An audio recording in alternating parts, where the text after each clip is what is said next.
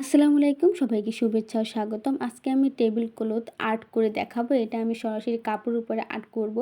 তো আমি কাপড়টাকে ৪ ভাঁজ করে তারপর সমুচার মতন একটা ভাঁজ দিয়ে নিয়েছি। তো এই ভাঁজটা দিয়ে তারপর আমি এখন ভাঁজ অনুযায়ী তারপর আমি এটাকে মার্জিন টেনে নেব। আমি এটা রং দিয়ে দাগ দিয়ে নিচ্ছি। ঠিক হ্যাঁ, যেভাবে এটা চতুর্ভুজ এটা কি হ্যাঁ, চতুর্ভুজের মতন আমরা একটা দাগ দিয়ে নেব। তো এরপর কিন্তু পুরো প্রসেসিংটা আমি ভাঁজ দিয়ে কাপড়টাকে ভাঁজ দিয়েছি, তার ভাঁজের উপরে যে দাগটা পড়েছে সেই দাগ বরাবর আমি আ পেন্সিল দিয়ে বা সরি রং দিয়ে আমি একটু আর্ট করে নিয়েছি, এঁকে নিয়েছি। তো আপনারা কিন্তু চাইলে স্কেল দিয়ে এটা করতে পারবেন। কিন্তু আমি স্কেল ব্যবহার না করে এরকমভাবে করেছি। আসলে আমার কাপড়টা একটু তেরা-বেঁকা ছিল, যে স্কেলের মাপে হয়তোবা একটু পারফেক্টভাবে মাপটা নাও আসতে পারে। সেজন্য আমি কাপড়টা ভাঁজ করে করেছি। ভিডিওর ভিতরে দেখতেই পাচ্ছেন আমি আসলে কীভাবে করতেছি। তো এরকম এই আসলে আর্টটা আমার হঠাৎ করে মাথাতে আসলো। তো আমি খাতায় আগে আর্ট করে নিয়েছি। এরপর আমি এটা আসলে কাপড়ের উপর আর্ট করে নিয়েছি। এই যে আমার কিন্তু হুম আ তি ১ম এ চতুর্ভুজ, তারপর ত্রিভুজ, আবার ত্রিভুজ এরকমভাবে আর্ট করে নিয়েছি।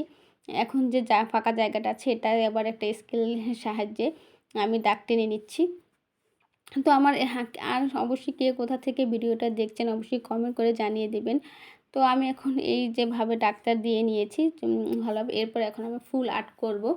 তো এখানে আমি একটা নিয়ে নিয়েছি, মুখা নিয়ে নিয়েছি। মুখা দিয়ে তারপরে গোল শেপ দিয়ে এরপরে আমি একটা ফুল আর্ট করে নিয়েছি। পরে এখানে একটু লাভের মতন দিয়ে নিয়েছি। আসলে আমার লাভ এই জিনিসটা খুব ভালো লাগে। তো আমি বেশ ম্যাক্সিমাম আর্টের ভিতরে কিন্তু লাভ জিনিসটা রাখি।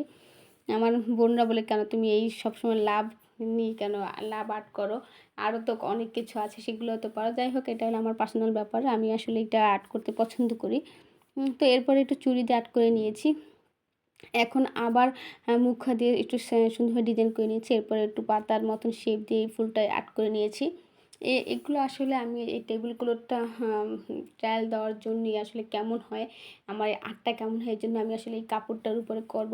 তো আমি এবার নিউটেক্স গাম দিয়ে এই ১ম বারের মতন আবার পেইন্টিং করব। এইটার উপরেই আসলে পেইন্টিংটা করব। সেইজন্য ভাবলাম যে একটা সাদা কাপড় নেই, সাদা কাপড়ই ভালো হবে।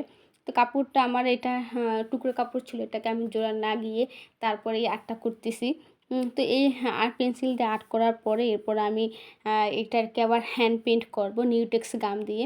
তো আমার এই নিউটেক্স গাম দিয়ে হ্যান্ড পেইন্ট করার পরে এটা আসলে কেমন লাগছে সেটা কিন্তু আপনারা যদি দেখতে চান তাহলে কিন্তু আমার পেজ বা ইউটিউব চ্যানেল সব কিছু আপনাদের কিন্তু ফলো দিয়ে রাখতে হবে। তো এরপরে হ্যাঁ, আপনারা দেখতে পারবেন যে আসলে আমার এই আর্টটা আসলে কেমন লেগেছে। এখানে পেন্সিলে আর্ট করার কারণে অতটা ভালো বোঝা যাচ্ছে না। কিন্তু আশা করি যে এটা যদি আমি সুন্দরভাবে রং করতে পারি আসলে অনেক সুন্দর লাগবে। তো আপনারা কে কোথা থেকে ভিডিওটা দেখছেন অবশ্যই কমেন্ট করে জানাবেন। আর আমার এই আর্টটা কেমন লেগেছে সেটাও অবশ্যই কমেন্ট করে জানিয়ে দিবেন। ভিডিওটি ভালো লাগলে লাইক, কমেন্ট, শেয়ার করে পাশে থাকবেন। ধন্যবাদ। আজ এই পর্যন্ত, দেখা হবে অন্য কোনো ভিডিওতে। সেই পর্যন্ত ভালো থাকুন, সুস্থ থাকুন। আল্লাহ হাফেজ।